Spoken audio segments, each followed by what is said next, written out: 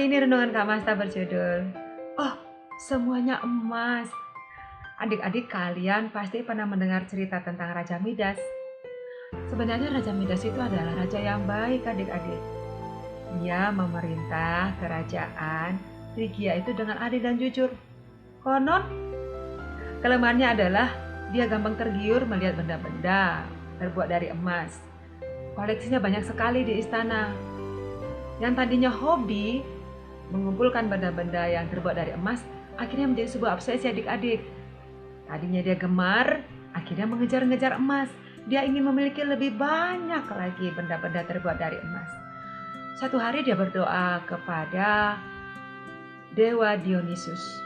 Dia meminta kesaktian agar bisa mengubah benda biasa menjadi emas. Doanya dikabulkan. Dengan hati yang berdebar-debar, dia pergi ke halaman istana. Pertama sekali yang disentuhnya adalah pintu gerbang istana. Seketika berubah ajaib menjadi emas. Matanya terbelalak. Wah, lalu disentuhnya pagar istana, berubah juga jadi emas. Lalu disentuhnya lagi pot bunga besar, berubah jadi emas. Dilihatnya ada pohon, disentuhnya berubah menjadi emas. Istana raja terang benderang dengan kilauan emas. Lalu pergilah dia ke dalam istana. Disentuhnya pintu masuk ke istana berubah menjadi emas. Dan di dalam ruangan istana, semua benda yang dipegangnya berubah menjadi emas. Kursi, meja, tangga. Ruangan istana berkilau dengan emas.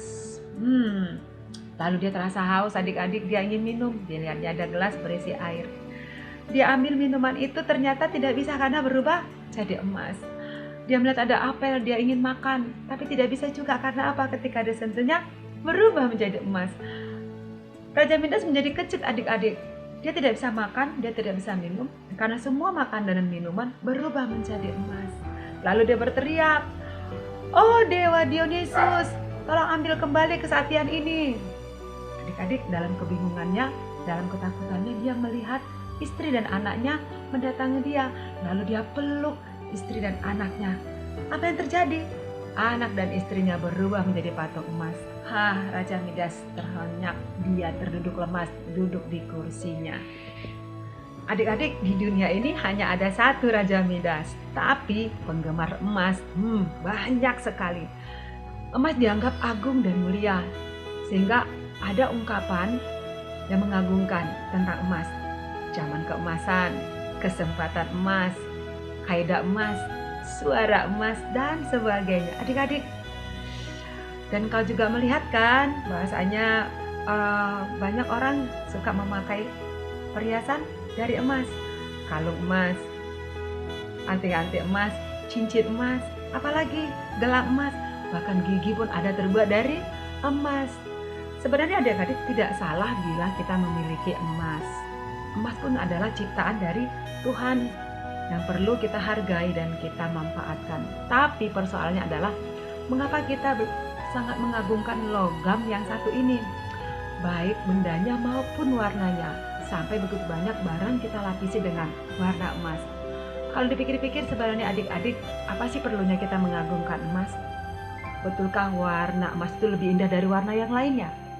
Betulkah emas itu merupakan logam yang paling mulia? Apakah kita merasa mulia kalau kita sudah memakai emas? Bukankah ada hal yang lain yang lebih mulia daripada emas? Kak Masta bacakan Amsal 16 ayat 16. Memperoleh hikmat sungguh jauh melebihi memperoleh emas. Tuhan Yesus pun tidak menyuruh kita berjalan dengan logam mulia, tetapi dengan perilaku yang mulia adik-adik. Matius 7 ayat 12 dituliskan, segala sesuatu yang kamu kendaki supaya orang perbuat kepadamu, perbuatlah demikian juga kepada mereka. Adik-adik, tapi kenyataannya kita cenderung ingin memiliki apa? Emas daripada mempunyai hikmat. Kita ingin lebih memiliki logam mulia daripada perilaku yang mulia. Demikian renungan Kak Masta. Kita berdoa. Tuhan Yesus, ajarlah kami untuk bisa lebih berperilaku mulia di dalam kehidupan kami. Amin. Yesus berkati. Shalom.